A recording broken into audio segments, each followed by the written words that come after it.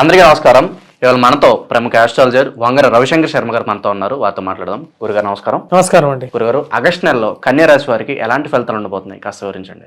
కన్యా రాశి వారికి ఆగస్టు నెలలో అనుకూలమైనటువంటి ఫలితాలుగానే చెప్పచ్చు. ఈ రాశి వారికి వచ్చేటప్పటికి రవి యొక్క అనుకూలత అనేది చాలా అనుకూలంగా ఉందన్నమాట. అంటే మొదటి 15 రోజులు రవి లాభస్థానంలో సంచారం చేసేటప్పుడు అది వృత్తిపరంగా వ్యాపారపరంగా సక్సెస్ రేట్ అనేది ఎక్కువగా ఉంటుంది. అందుకని ఈ రాశి వారికి నేను థర్డ్ ర్యాంక్ ఇచ్చాను.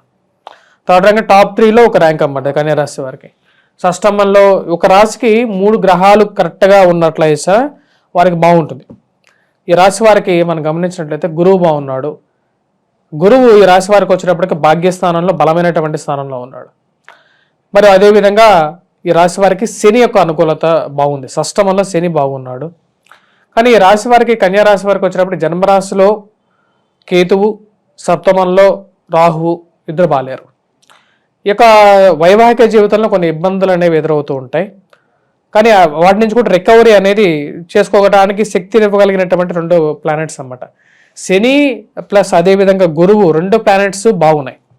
అంటే ఒక మనిషికి శని బాగుంటుంది, లేకపోతే గురువు బాగుంటుంది.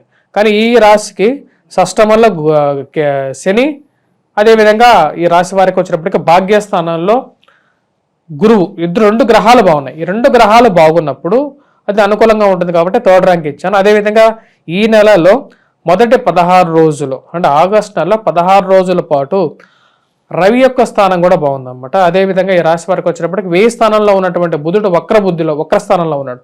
జన్మ రాశ్యాధిపతి బుధుడు 1000 స్థానాల్లో వక్రత్వం పొందినప్పుడు అనుకూలమైనటువంటి ఫలితాలు ఇస్తాడు.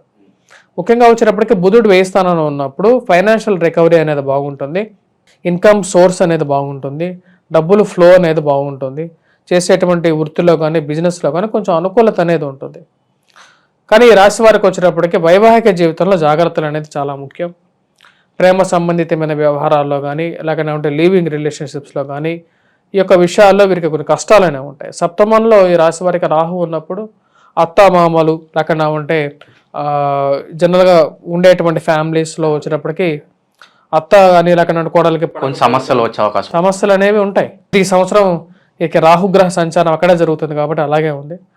రాహు గురించి వచ్చేటప్పటికి నేను ముఖ్యంగా చూసినట్లయితే రాహు శని స్థానంలోకి ప్రవేశం అనేది జరిగింది 9 జూలై. దాని గురించి కూడా నేను వీడియో చేయడం జరిగింది. ఎవరైతే చూడలేదో ఆ యొక్క వీడియోని కూడా చూసేసి మీ యొక్క నక్షత్రానికి ఎలా ఉంది అనేది కూడా చూసుకోవచ్చు అన్నమాట. దానిలో అలాగే గ్రహాలు బాగున్నాయని మనం మాట్లాడుకుంటున్నాం. నిరుద్యోగులకి ఉద్యోగం వచ్చే అవకాశం ఉందంటారా? మొదటి 15 రోజులు ఈ రాశి వారికి వచ్చేటప్పటికి అనుకూలమైనటువంటి ఫలితాలుగానే చెప్పొచ్చు. ఉద్యోగ ప్రయత్న సంబంధితమైన విషయాల్లో అనుకూలంగా ఉంటుంది. 16 నుంచి అంత అనుకూలంగా లేదు. కుజుడు కూడా ఈ రాశి వారికి అంత అనుకూలమైనటువంటి స్థానంలోకి రావట్లేదు కాబట్టి సక్సెస్ రేట్ అనేది ఫస్ట్ 16 డేస్ వీరికి బాగా ఇండికేషన్ చేస్తున్నది అన్నమాట. అలాగే వ్యాపారస్తులు కొత్త వ్యాపారాలు ఏమన్నా మొదలు పెట్టొచ్చా? అలాగే ఉన్న వ్యాపారాలు స్థితిగతులు ఎలా ఉంటాయి అంటారు?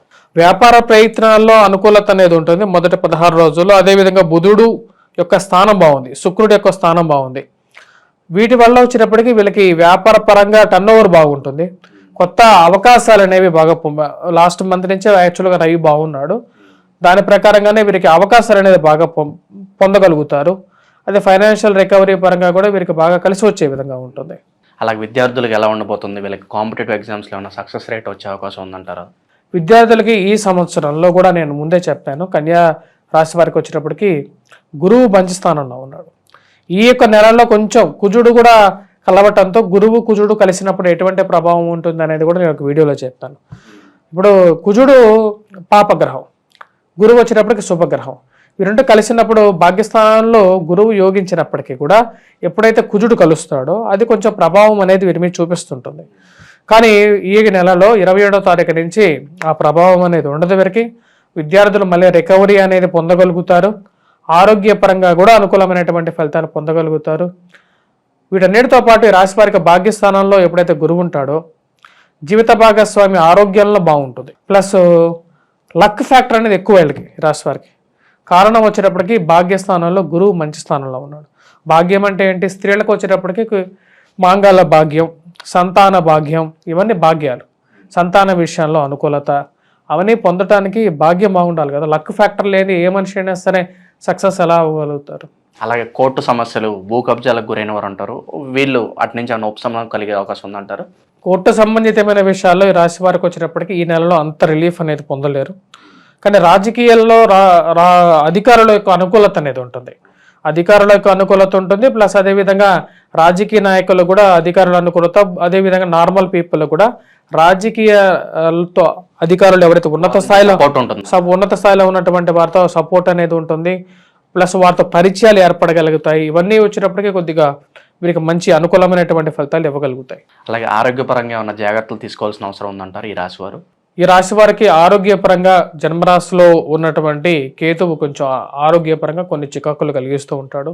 ముఖ్యంగా ఎవరికైతే జాతక రీత్యా వారి యొక్క జాతకంలో కేతు మహర్దశ కానీ కేతువు ఎవరికైతే జాతక రీత్యా వారి యొక్క జన్మరాశిలో అంటే జన్మలగ్నంలో వారు పుట్టినటువంటి దీనిలో షష్టమంలో కేతు ఉన్నట్లయితే అది కొంచెం ప్రభావం అనేది చూపిస్తుంది. మెడకాయకి సంబంధితమైనటువంటి ప్రాబ్లమ్స్, అన్ఐడెంటిఫైడ్ డిసీజెస్ ఇలాంటివి కూడా రావడానికి అవకాశం ఉంటుంది. కాకపోతే రవి యొక్క అనుకూలత అనేది 15 రోజులు బాగుంది కాబట్టి రికవరీ అనేది చాలా ఫాస్ట్గా కూడా ఉంటుంది. ఏ పని చేసినా ముందుకు వెళ్ళట్లేదు, అక్కడే ఉంటున్నాయి, ఇలాంటి అసంతృప్తులు కొంచెం ఉంటూ ఉంటాయి. అలాంటివి ఏమైనా తొలగే అవకాశం ఉంది? నాకు తెలిసి ఈ రాశి వారికి అంత అసంతృప్తి పడాల్సినటువంటి అవసరం లేదు. ఎందుకంటే ఈ రాశి వారికి వచ్చేటప్పటికి గత సంవత్సరంతో పోల్చుకుంటే ఈ సంవత్సరం బాగుంది, చాలా రికవరీ అనేది ఉంది.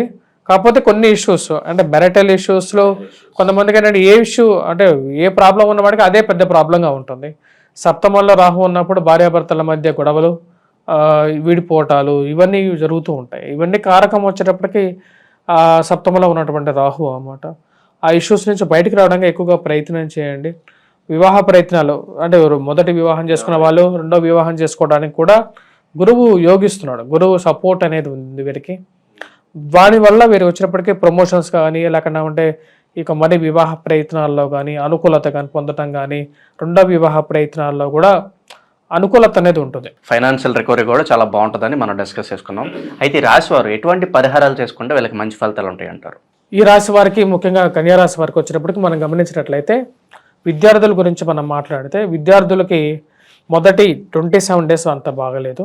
ఎందుకంటే గురువుని బ్లాక్ చేస్తున్నాడు అన్నమాట కుజుడు. దానికి రీత్యా వచ్చినప్పటికి గోధుమతో చేసినటువంటి ఏదైనా తీపి పదార్థం ఏదైనా సరే ఆవుకి పెట్టడం అనేది ఒక మంచి ఫలితాన్ని ఇస్తుంది. లేకుండా ఉంటే ఈ గోధుమలు మరియు అదేవిధంగా వాటితో పాటు బెల్లాన్ని కలిపి ఏదైనా తీపి రొట్టెలు చేసేసి ఎవరికైనా పంచినట్లయితే మంచి అనుకూలమైనటువంటి ఫలితాలు. అదేవిధంగా ఈ రాశిలో ఉన్నటువంటి వారు హనుమాన్ చాలీసా కూడా పఠించవచ్చు. 27 రోజులు వచ్చేటప్పటికి ప్రతినిత్యము విద్యార్థులు ముఖ్యంగా ఇది పఠించినట్లయితే సానుకూలమైనటువంటి ఫలితాలు పొందగలుగుతారు. ఈ 16వ తారీఖు నుంచి రవి యొక్క అనుకూలత అనేది తగ్గుతున్నది ఈ రాశి వారికి. రవి అనుకూలత ఎప్పుడైతే తగ్గుతుందో అప్పుడు ఈ రాశి వారు సూర్యనారాయణ స్వామిని స్తోత్రాన్ని పఠించడం, అదేవిధంగా సూర్యారాధన చేయటం, సూర్య నమస్కారాలు చేయటం, అర్ఘ్యాన్ని సమర్పించటం, తామ్ర పాత్ర అంటారు అన్నమాట. అంటే రాగి పాత్రలో నీటిని సేవించటం, తాగటం, అది కూడా అనుకూలమైనటువంటి ఫలితాలు ఇవ్వగలుగుతుంది అందరికీ. ఆగస్టు నెలలో కన్యా రాశి వారికి ఎలాంటి ఫలితాలు ఉంటాయి, అలాగే వీరు చేసుకోవాల్సిన పరిహారాలు తెలియజేసినందుకు ధన్యవాదాలు గురుగారు.